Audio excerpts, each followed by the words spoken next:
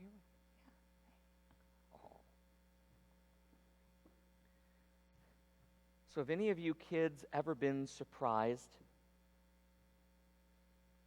Somebody who you weren't expecting just suddenly shows up when you're not ready for it? That's kind of what happened to our disciples in the gospel story this morning, isn't it? Jesus just shows up when they're not looking for him. You know, that's kind of the way the resurrection continues to work in our lives. When we look really hard for Jesus, oftentimes it doesn't feel like we found him. But then we'll be sitting down with friends or family, sharing a meal, telling stories, talking about things that are important to us. And all of a sudden you recognize that God is right there, right in the middle of it all.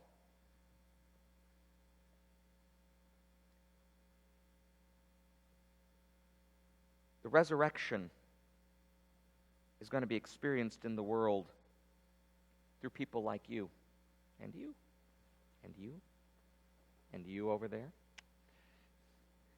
and me, and your parents, and everybody else here. And it's always going to be a surprise. What we can do to help is to be ready, to love each other, to be ready to come together so that we can all be ready to be surprised. Yeah.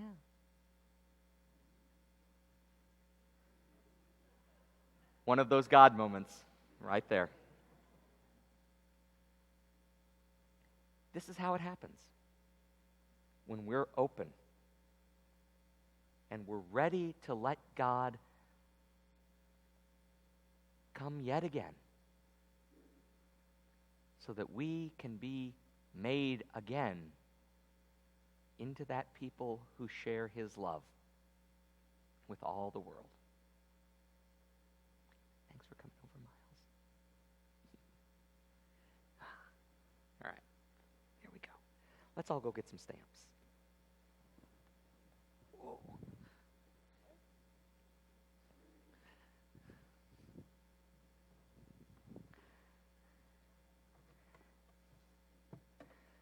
I've got butterflies for you today, just like my robe.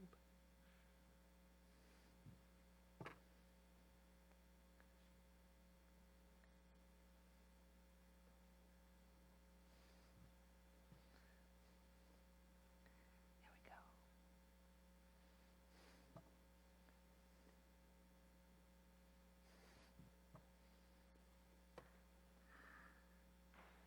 There you go.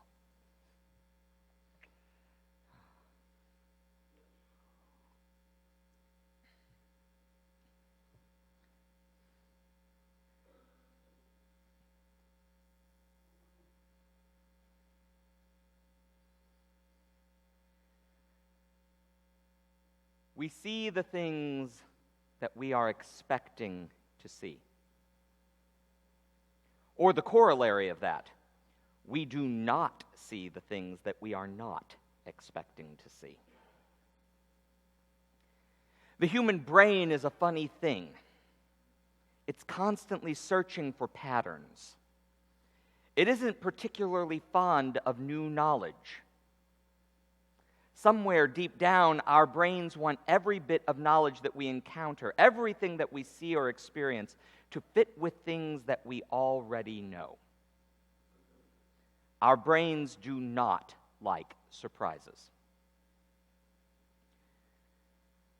We're learning from psychology that eyewitness testimony is often the least reliable type of evidence out there. Now, I'm not saying that if something major happens that you're not going to remember it. No, the major event will stick. What I'm talking about are the details. When the shock of a major event happens, our brains are having so much difficulty processing that aberrant event that they will create details that fit into our expectations. and ignore details that don't fit around those expectations. If a man were to burst through the doors back there right now, come running up the aisle, knock over all the flowers, and dash out the door behind me, we'd have a hard time getting all of us to agree on what the man looked like, on what he was wearing. Maybe even if it was a man instead of a woman.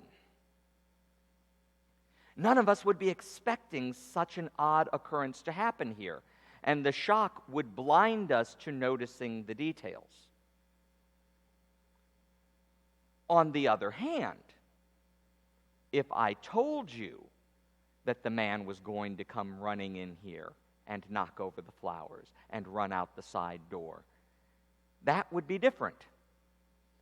If we're expecting something to happen, if we can prepare our brains for the event, then we can process things pretty well. But not if we're surprised. So it's no wonder that the disciples on the Emmaus Road don't recognize Jesus. They aren't expecting to see him. They aren't looking for him. After all, he died. And they are running for their lives. The authorities arrested and killed their teacher. That incessant search for patterns that goes on in the human brain suggests that the authorities will be coming for Jesus' disciples next.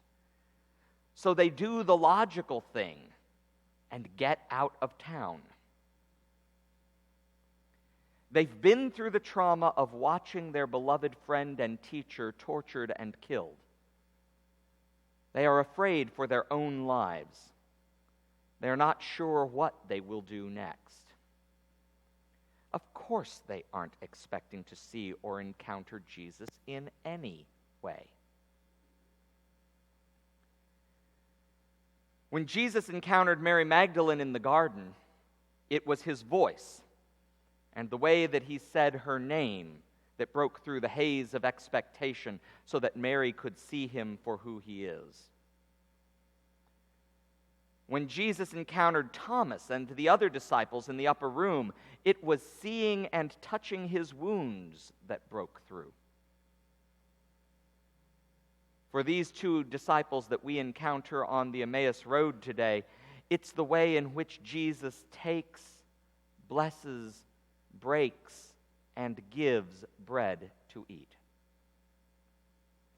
In that moment, God breaks through their expectation that they will never see Jesus again, and they behold him not as they expect him to be, not as a corpse, but instead as he is, alive in his new resurrection body.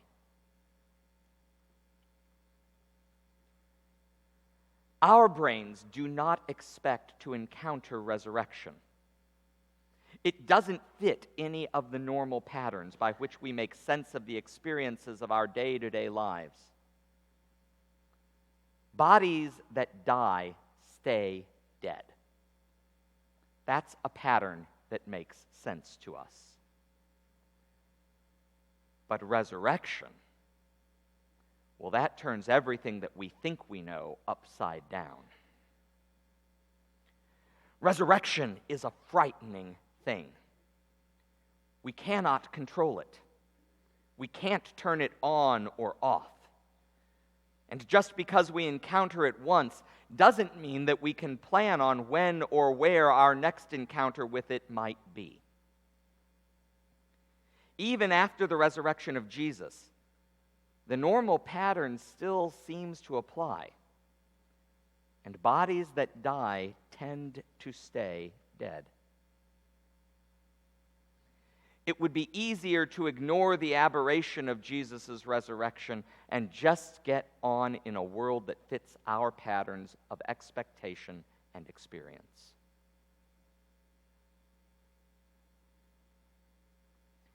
It's common to say that human beings are afraid of death. But I don't think that we are. Death makes sense to us. we know the pattern. We know how to cause death. With a mere flick of a finger, we can cause death in others or even in ourselves. There's nothing to fear when you know how it works. But life is what terrifies us. Because no matter how much we try to make sense out of it, life always defies the patterns, always surprises us and brings upheaval. Our scientific understanding of life has grown exponentially within our lifetimes, and yet we still cannot cause life to be. Even that most basic act of human procreation is still full of unknowing and uncertainty and unpredictability. No matter how hard we try, life will not be contained or controlled.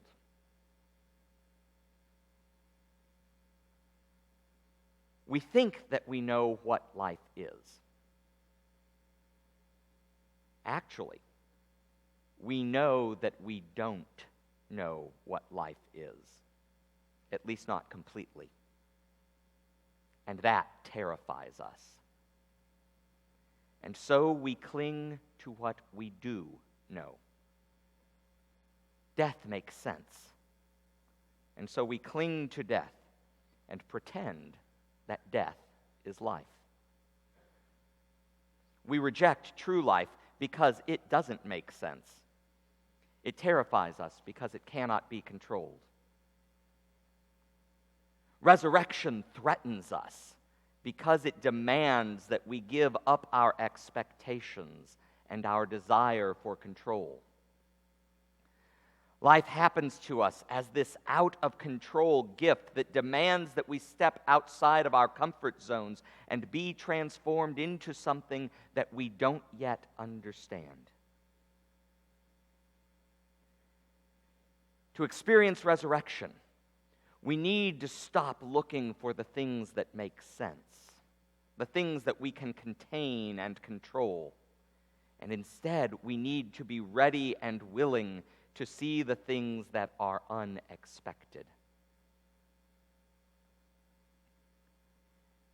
Jesus comes to us today, just as he did to those disciples on the Emmaus Road, and he takes bread, blesses it, breaks it, and gives it to us.